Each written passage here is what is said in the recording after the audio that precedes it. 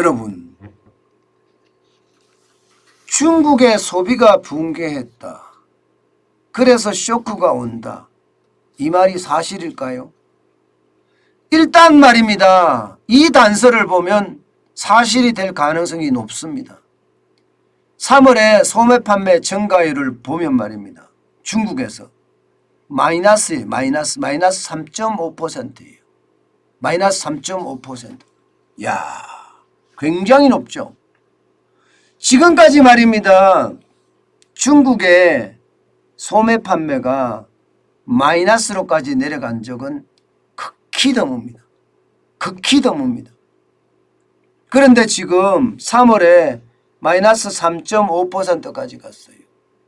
1, 2월에 6.7%라서 야, 이게 경기가 좋아지나 보다 이렇게 예상을 했었지만 결국 말입니다. 예, 마이너스 3.5%를 기록을 하면서 이게 결국 중국발 경제위기 쇼크가 터지는 것은 아닌가 이렇게들 이야기를 합니다. 2021년 3월만 하더라도 말입니다. 작년이에요. 작년에는 34.2%나 올랐었던 적이 있습니다. 4월에도 17.7%가 올랐고요. 적지 않게 올랐거든요. 그런데 올 3월에는 거의 폭망이라고 이야기할 만큼 떨어진 거예요. 이렇게 되니까 여러분, 중국의 경제 성장률도 1분기에 4.8% 성장했습니다. 물론 시장의 예측치보다 높아요. 시장은 3%대로 떨어질 수도 있다 이런 예상을 했거든요. 그렇지만 4.8이니까 나쁘지 않다 이렇게 이야기합니다. 로이터 통신의 어떤 시장 전망치는 4.4%인데 이거보다도 높았고요. 블룸버그의 집계치도 4.1%인데 이거보다도 높았습니다. 그렇기 때문에 중국이 괜찮다 이렇게 이야기를 해왔는데 문제는 코로나19의 도시 봉쇄령은 여기에 포함되지 않았다는 사실이에요. 지금 여러분도 아시겠지만 상하이가 폐쇄되어 있잖아요. 그만큼 말입니다. 중국의 여러 도시들이 지금 막혀 있습니다. 봉쇄되어 있습니다. 만약에 이거를 포함시켰을 때는 여러분 4.8%라는 수치는 이게 굉장히 낮은 수치고요. 여기에다가 말입니다. 중국의 어떤 올해 성장률 목표치 5.5%에 비하면 이게 터무니없이 낮습니다.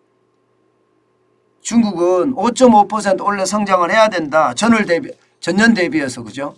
그 정도는 성장을 해야 된다 이야기를 하지만 4.8%라는 내용은요. 중국의 어떤 경제 위기가 올 수 있다는 것도 충분히 예상되는 그런 내용입니다. 충분히 예상될 수 있는 내용. 목표치보다 많이 낮아졌으니까요. 그런데 문제는요, 여러분. 이게 도시봉쇄령이 지금 경제성장률 집계에 포함되는 2분기는 어떨 것인가. 여기에 대해서는요. 세계 모든 경제기관들이요. 굉장히 나쁘게 보고 있습니다. 심지어 성장률 쇼크라는 말까지 씁니다. 성장률 쇼크. 왜냐하면 지금 지표들이 다 떨어지고 있거든요. 산업 생산은요. 1, 2월에는 7.5%가 성장하던 것이 3월에는 지금 5%대로 떨어졌거든요. 5%대로. 소매 판매는 1, 2월에 6.7%가 성장하던 것이 마이너스 3.5%가 됐고요. 고정자산 투자, 누적 고정자산 투자입니다.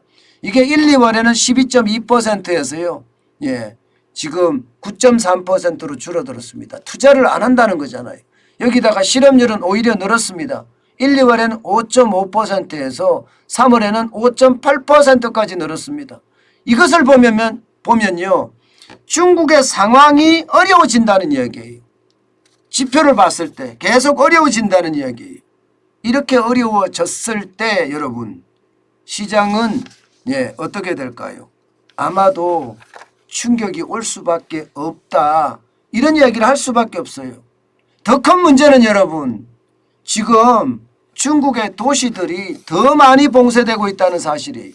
상하이, 광저우, 닝더, 쿤산, 타이창, 포산뿐만 아니라 전국에서 말입니다. 45개 도시들이 지금 하나 둘 지금 봉쇄가 되고 있고요. 코로나 제로 정책에 따라서 봉쇄가 되면 될수록 말입니다. 버스든 지하철이든 택시든 아무것도 못 다녀요. 도시가 완전히 마비되는 그 자체거든요. 마비가 되면 시장은 그만큼 더 어려워질 수밖에 없다는 게 현실적인 판단입니다. 그래 중국도 아마 지금 고민을 엄청나게 할 겁니다. 고민을 엄청나게. 그래서 직업 준비율도 0.25% 낮췄잖아요. 어떻게 하든 살아보려고 중국도 발버둥을 치고 있는 느낌, 그런 느낌이 굉장히 강하게 있습니다. 그런데 문제는 여러분, 지금 중국은요 통화 완화 정책을 쓰고 있어요. 쉽게 말하면 앞서 제가 직업 준비율을 0.25% 떨어뜨렸다는 것은 100조 이상의 대출의 어떤 폭을 더 넓혀줬거든요. 100조. 게다가 금리는 지금 거꾸로 가고 있어요. 미국은 계속 올라가잖아요. 중국과 일본은 내려가고 있습니다. 중국은 더 많이 내려가고 있고요. 사실상 말입니다. 지금 미국의 기준금리는 중국의 기준금리는 3.7%입니다. 3.7%라는 것은요. 점점 낮아지고 있는 수치거든요. 이러면 여러분 어떨까요? 외국인들 빠져나갑니다. 지금 미국은 기준금리가 0.5%입니다. 그런데 이게 다음 달에 가면 5월 4일이 되면 0.5% 빅스텝을 할 거고 1%대가 될 겁니다. 1%. 그러면 중국에 투자한 미국인들 또 중국에 투자한 외국인들 점점 빠질 수밖에 없고요. 중국에 투자하고 싶어도 투자를 못하는 투자의 걸림돌이 되는 그런 상황으로도 갈 가능성이 크다. 이렇게 지금 보입니다. 이렇게 됐을 때는요. 저는 중국의 위기가 전체 중국의 위기로 점점 가져가지 않겠느냐 이런 생각이 들고요. 더 큰 문제는요. 우리나라입니다. 중국이 저렇게 위기를 겪으면 우리도 위기를 겪을 수밖에 없거든요. 왜냐하면 우리 수출에 여러분 25% 이상을 중국에 수출합니다. 게다가 홍콩의 우회 수출까지 감안하면요 30%가 넘어요. 그런데 중국이 저렇게 계속 망가지면 우리는 어떻게 될까요? 안 그래도 우리 수출이 지금 망가지고 있는 판인데 점점 더 망가질 수 있잖아요. 작년 12월에 4억 3천만 달러의 적자를 이룩하고요. 지금 4월에도 1일에서 10일까지 35억 1,800만 달러의 적자를 기록하고 있습니다. 이렇게 됐을 때 말입니다. 우리도 충격이 될 수밖에 없는 그런 상황이다. 저는 이렇게 지금 비칩니다. 사실 말입니다. 수출은요. 우리에게는요. 큰 핵심 자산입니다. 근데 이게 수출이 빠지잖아요. 그러면 한국 경제에도요. 저는 위기가 올 수 있다고 생각을 해요. 때문에 여러분 중국의 상황이 우리에게 미치는 영향이 워낙 커서 저는 시장을 말입니다. 진짜 눈을 똑바로 부릅뜨고 시장을 들여다봐야 된다고 생각을 합니다. 그만큼 말입니다. 중국의 어떤 경기 둔화, 이 경기 둔화가 경기 침체로 가버리거나 혹은 경제 위기로 가버리면 우리에게는 최악의 상황밖에 남지 않을지도 모릅니다. 그만큼 말입니다. 지금 윤석열 정부의 경제는요. 대통령 당선인이 직접 경제가 곧 안보다 이렇게 이야기할 만큼 경제가 어려워지고 있는 것도 사실입니다.